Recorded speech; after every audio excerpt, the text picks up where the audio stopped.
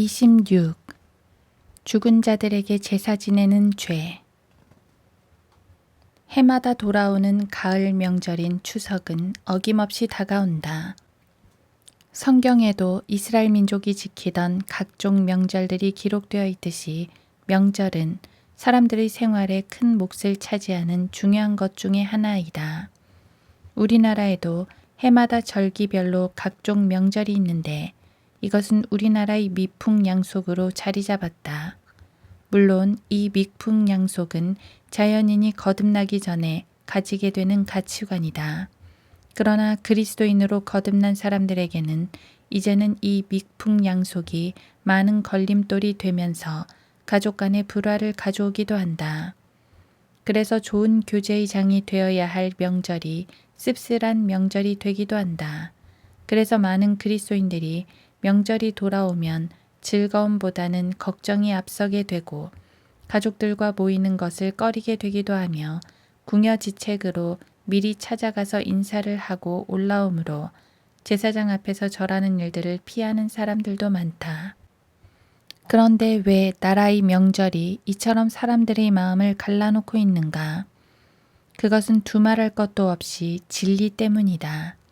오직 하나님만을 경배하라는 성경 말씀을 몰랐을 때는 의뢰히 해야 하는 줄로 알고 무심코 따라서 하던 것들이 영적 눈을 뜨게 되자 하나하나 구분되기 시작하면서 마음의 갈등은 시작되고 결국은 사람보다는 하나님을 기쁘게 하기로 마음먹고 실행에 옮기면서부터 불화가 시작된 것이다.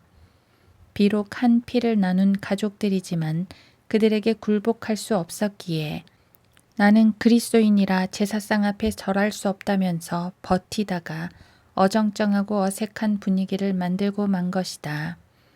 그러나 이것은 그리스도인이라면 누구라도 치러야만 하는 통과 의례인 것이다.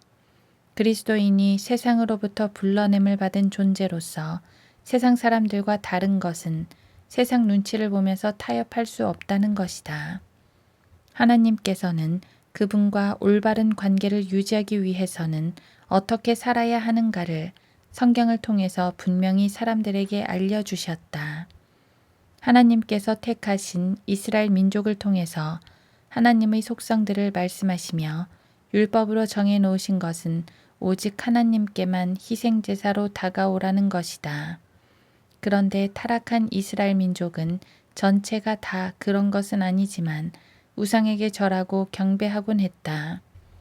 그 중에서 이스라엘 민족도 태양신과 각종 신들은 물론 죽은 자들에게도 제사하는 관습이 있었음을 알 수 있다. 그들이 또 바알 푸올에게 연합하여 죽은 자들에게 바친 희생 제물을 먹음으로 그들의 행위로 그를 경록해 하니 재앙이 그들 가운데 퍼졌도다. 시편 106편 28, 29절. 그때 그들이 너희에게 말하기를 부리는 영들을 지닌 자들과 엿보고 중얼거리는 마법사들에게 구하라 하리라. 백성이 자기들의 하나님께 구해야 되지 않겠느냐? 산자들을 위하여 죽은 자들에게 구하겠느냐? 이사야 8장 19절. 이스라엘 민족의 문제는 늘 그들이 하나님 외에 다른 신들을 두지 말라고 하신 하나님의 강력한 경고의 말씀을 무시하고 다른 신들을 쫓았다는 것이다. 이러한 이스라엘의 죄들은 늘 그들의 생활 가운데 상존하고 있었다. 그래서 그들의 결과는 먼저 10지파인 북이스라엘이 포로로 잡혀가고 그 다음에 남유다도 포로로 잡혀가는 굴욕을 당해야 했다. 여기서 그들이 섬기기 원했던 다른 신들이란 당연히 하나님의 자리를 대신하는 어떤 것이거나 어떤 존재가 될 수도 있다. 오늘날로 따지면 돈과 쾌락과 명예 같은 것들이다. 또한 직접적으로는 사탄을 노골적으로 찬양하고 섬기는 것이다. 이러한 일들은 역사적으로 한 번도 인간 사회에서 중단된 적이 없이 지속적으로 이어오고 있고 오늘날에는 극에 달해 있음을 잘 알 수 있다. 성경은 곳곳에서 하나님만을 경배하라고 말씀하신다. 주 한 분 외에 다른 신에게 희생제를 드리는 자는 완전히 멸절시켜야 하리라. 출애굽기 22장 20절. 조각한 형상들을 섬기는 자들은 모두 낭패를 당하리니 이는 그들이 우상들을 자랑함이라. 너희 모든 신들아 그분을 경배하라. 시편 97편 7절. 이처럼 성경은 경고하고 있건만 타락한 사람들의 성품은 결코 변할 줄을 모르고 오히려 교묘한 방법들을 고안해내서 하나님을 대적하고 있는 실정이다. 너는 다른 신을 경배하지 말지니 그 이름이 질투인 주는 질투하는 하나님임이니라. 출애굽기 34장 14절. 내가 네게 말한 모든 일에 신중히 하고 다른 신들의 이름은 언급하지도 말며 내 입에서 들리지도 않게 하라. 출애굽기 23장 13절.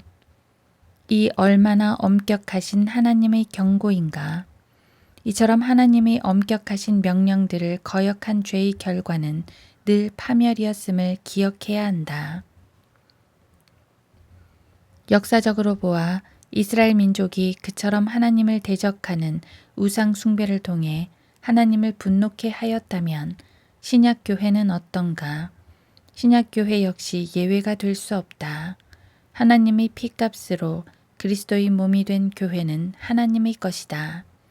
너희는 값을 치르고 산 것이니 그러므로 하나님의 것인 너희 몸과 너희 영으로 하나님께 영광을 돌리라. 고린도전서 6장 20절. 그런데도 불구하고 하나님을 두려워하지 않는 육신적인 그리스도인들이 세상과 짝하고 우상을 섬기며 경배함으로 하나님의 마음을 비통하게 하고 있는 것이다. 특히 고린도 교회는 육신적인 그리스도인들이 많았던 곳이었다. 그래서 사도 바울로부터 다음과 같은 말을 들어야 했다. 그러나 내가 말하노니 이방인들이 제사하는 것은 마귀들에게 하는 것이지 하나님께 하는 것이 아니니라. 나는 너희가 마귀들과 교제하는 자들이 되는 것을 바라지 아니하노라. 고린도전서 10장 20절. 이방인들, 즉 구원받지 않은 우리의 동기간에 있는 인간들이 명절이나 제삿날에 제사하는 것은 모두 다 죽은 자들, 즉 조상에게 하는 것이다. 그러나 이것은 참으로 웃지 못할 일일 뿐만 아니라 그들이 알든지 모르든지 마귀에게 속아서 하는 것이다. 그들이 생각하는 것처럼 조상들과는 아무런 관계가 없다. 그들의 조상 혹은 먼저 죽은 사람들에게 제사하는 것은 헛된 일인데 마귀에게 하는 것이 분명한 것은 먼저 죽은 사람들은 그들이 구원받았으면 이미 낙원에 있을 것이고 구원받지 않았으면 하나님께서 정하신 영적 질서에 따라 영원히 불타는 지옥에 가 있기 때문에 감히 여기저기 돌아다닐 수 없기 때문이다. 그래서 결국은 엉뚱한 존재, 곧 마귀에게 절하고 경배하면서 자신들의 조상에게 제사 지낸다고 착각하고 있는 것이다. 거듭나지 않은 자연인들에게야 무어라 말할 수 없지만 그리스도인이라고 하면서도 어정쩡한 자세를 취하는 연약한 그리스도인들은 다음과 같이 말씀하시는 예수님의 말씀을 명심해야 한다. 그러나 참된 경배자들이 아버지께 영과 진리로 경배드릴 때가 오나니 바로 지금이라. 이는 아버지께서 자기에게 경배드리는 그런 자들을 찾으심이니라. 하나님은 한 영이시니 그분께 경배드리는 자들은 영과 진리로 경배드려야만 하리라.